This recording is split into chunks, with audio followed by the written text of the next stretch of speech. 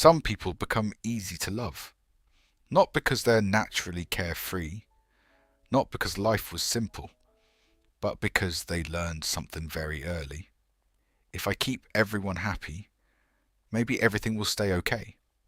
So they smile, they agree, they adjust themselves quietly, constantly, and from the outside they look like the kindest person in the room, the easiest to be around, the least likely to cause problems.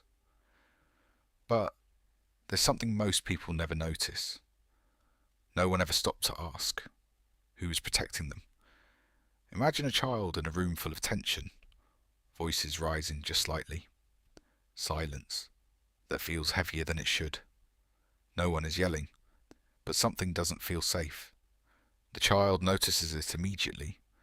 The shift in tone, the tightness in someone's face, the way the air changes when a certain person speaks.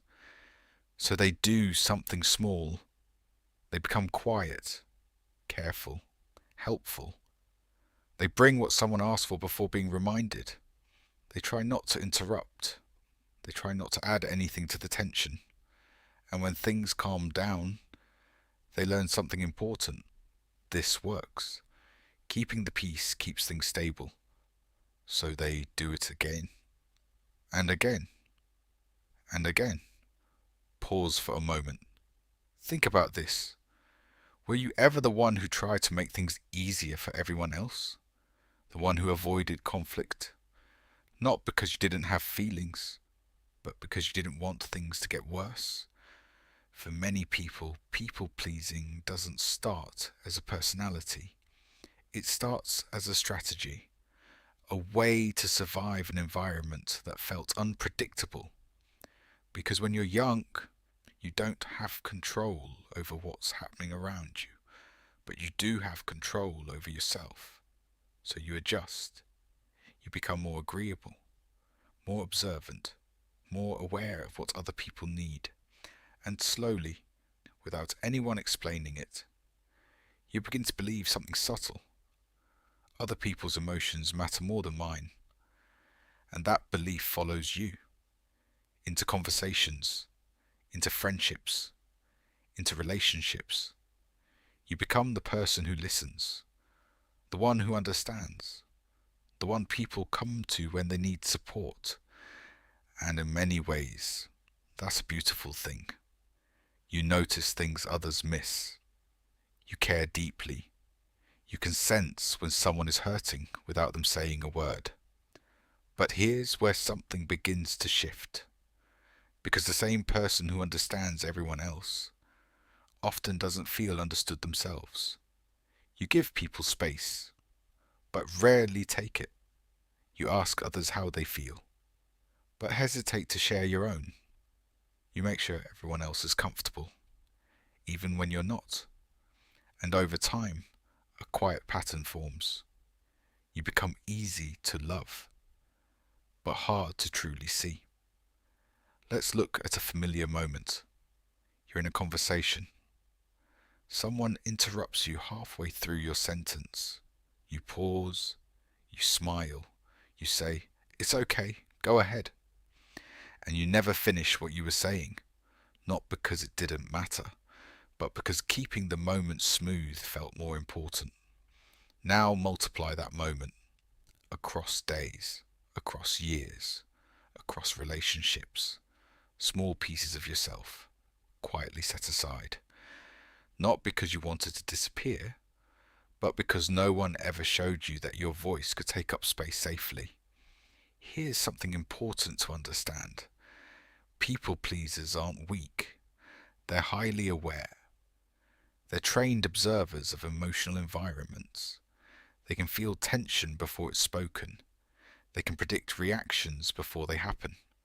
They can adjust themselves in ways that make everything seem easier. But that level of awareness comes with a cost. Because when you're always focused on what others need, you slowly lose touch with what you need. Pause again for a moment. Ask yourself honestly, when was the last time you did something just because you wanted to?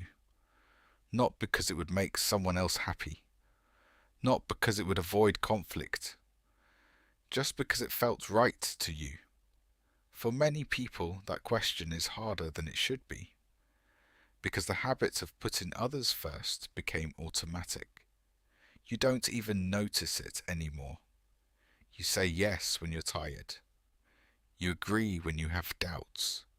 You stay silent when something bothers you. And from the outside, people see someone who is kind, flexible, easygoing. But inside, there's often something else. Exhaustion. A quiet kind of loneliness. Because giving without being seen eventually starts to feel empty. And here's the part most people never talk about. People pleasers often didn't just learn to take care of others. They learned that no one was coming to take care of them. Not in the way they needed, not consistently, not deeply. So they became both roles, the one who supports and the one who goes without support. And that creates a silent imbalance. You become the safe place for everyone else. But you don't always feel like you have one. You become the person who understands, but rarely the one who is understood. And over time, a quiet question starts to form. If I stop being this version of myself, will people still stay?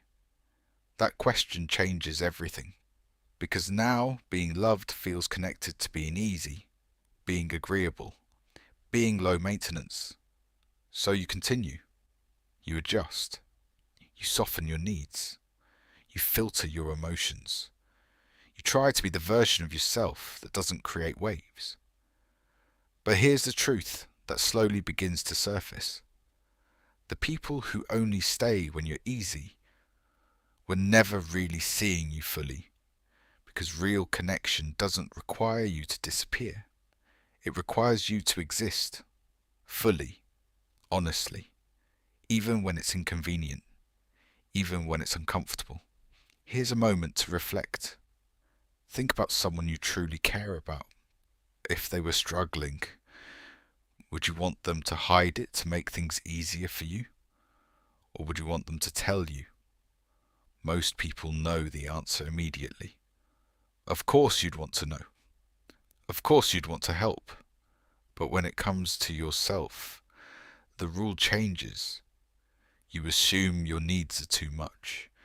Your feelings are inconvenient. Your presence is something that has to be carefully managed. But that belief didn't come from nowhere. It came from a time when being easy felt safer than being real. And that made sense then. It protected you. It helped you navigate something that felt uncertain. But you're not in that same place anymore. And the strategy that once kept you safe might now be the thing keeping you unseen. This is where something begins to shift. Not all at once, not dramatically, but quietly.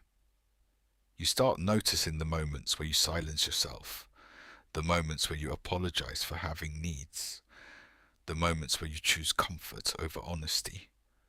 And instead of judging yourself, you get curious. Why am I doing this? What am I afraid might happen if I don't? That awareness is powerful because it reminds you that your behavior isn't random. It has a history. It has a reason. And once you understand that, you can begin to choose differently. Not by becoming someone completely new, but by slowly allowing more of yourself to exist.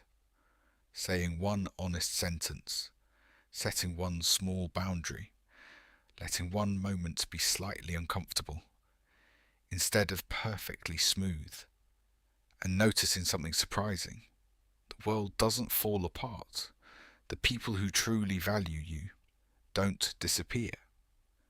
And maybe, for the first time, you begin to feel something unfamiliar, not just accepted for what you do, but for who you are.